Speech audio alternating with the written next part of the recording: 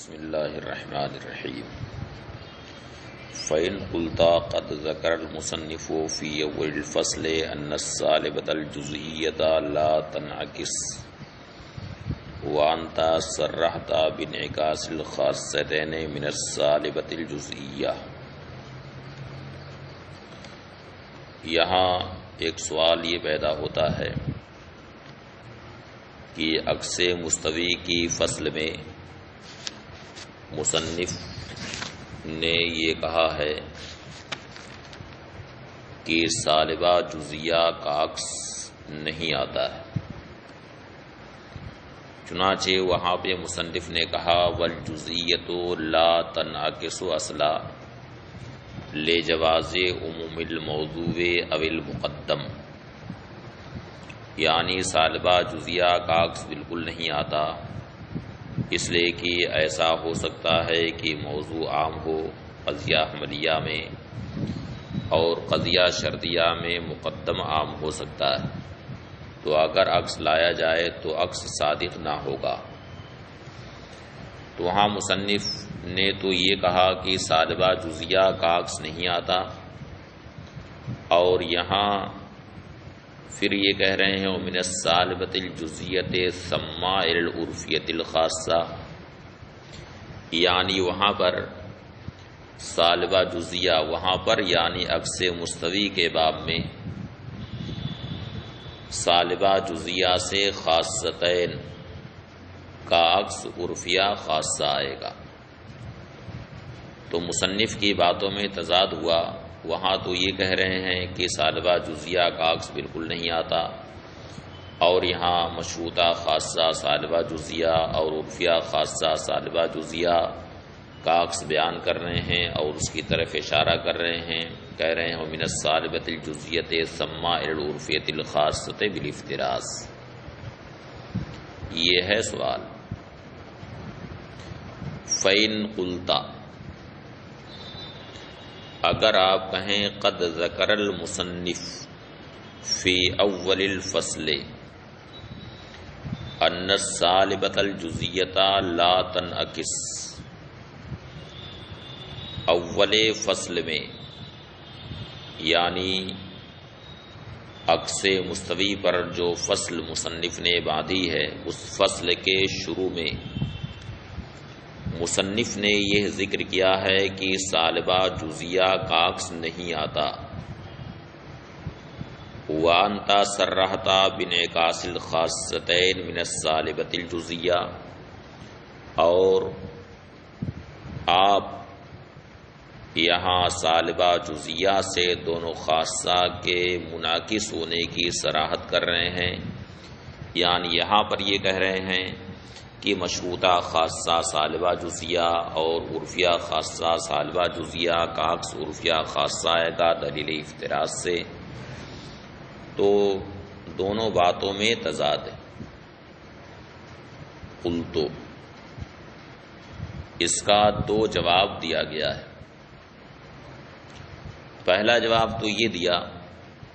کہ مصنف نے عکس مستوی کی فصل کے شروع میں جو یہ کہا کہ سالبہ جزیہ کا عکس نہیں آتا، تو اس کا مطلب یہ ہے کہ کم کے اعتبار سے یعنی کلیت و جزئیت کے اعتبار سے سالبہ جزیہ کا عکس نہیں آتا، اور یہاں پر جو عکس لایا گیا وہ کم کے اعتبار سے نہیں ہے بلکہ جہت کے اعتبار سے۔ اس کی دلیل یہ ہے کہ مصنف اسی فصل میں یہ کہہ رہے ہیں وَأَمَّا بِحَسْبِ الْجِهَةِ فَمِنَ الْمُوجِبَاتِ،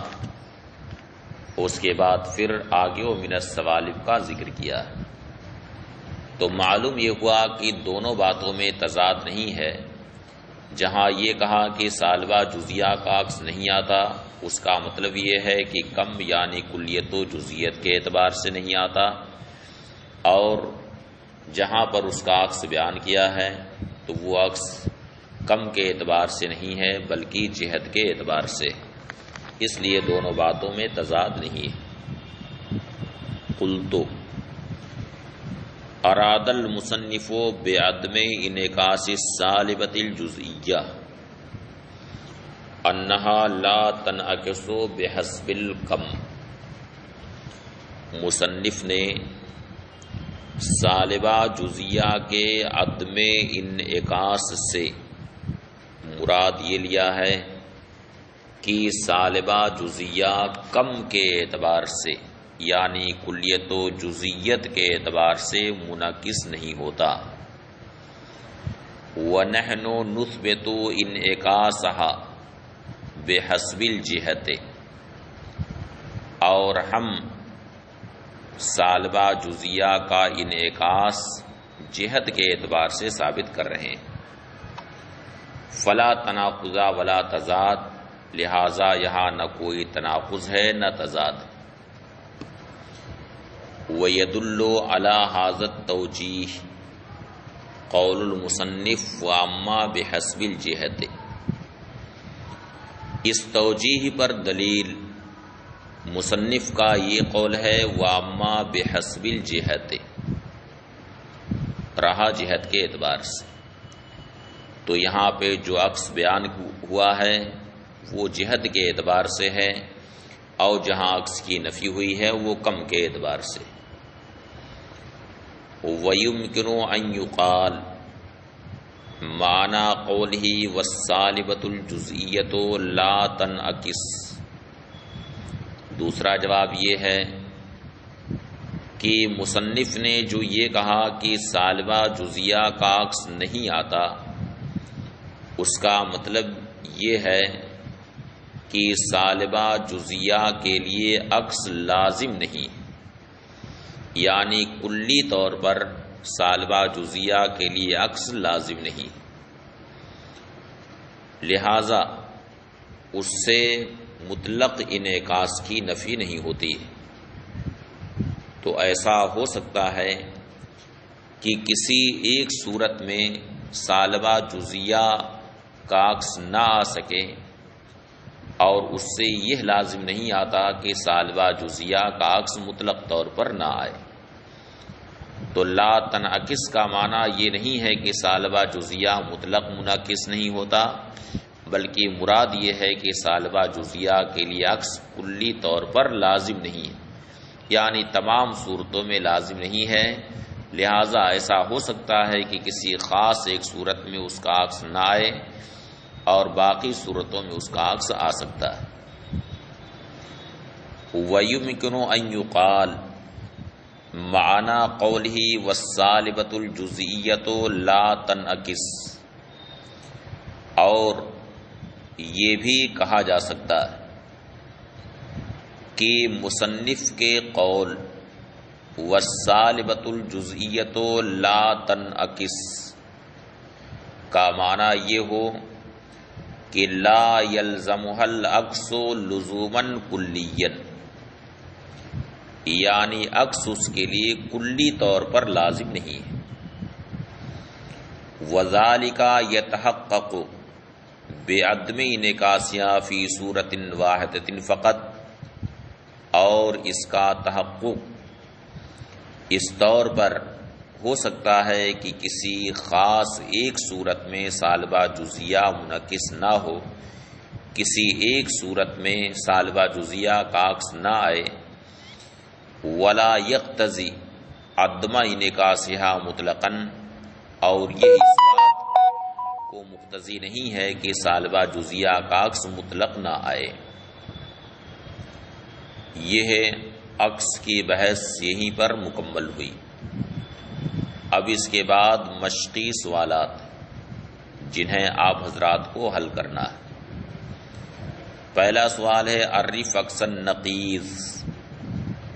علی کل اصطلاح من المتقدمین والمتاخرین مع التمثیل، عکس نقیض کی تعریف کیجیے، متقدمین اور متاخرین میں سے ہر ایک کی اصطلاح کے مطابق، اور ساتھ ہی مثال بھی دیجیے۔ یعنی متقدمین نے جو عکس نقیض کی تعریف کی ہے اور متاخرین نے جو تعریف کی ہے، دونوں کی تعریف کے مطابق عکس نقیض کو واضح کیجئے اور ساتھ ہی دونوں کی تعریف کے مطابق مثال بھی دیجیے۔ دوسرا سوال ہے اشرح العبارت التالیہ، یعنی درج ذیل عبارت کی تشریح کیجیے۔ وقد بینا انعکاس الخاصتین من الموجبۃ الجزئیۃ ہا ہنا ومن السالبۃ الجزئیۃ ثم الى العرفیۃ الخاصۃ بالافتراس۔ تیسرا سوال ہے بین حکم عکس النقیض فی القضایا، ہما الفرق بینہ وبین حکم العکس المستوی فیہا، یعنی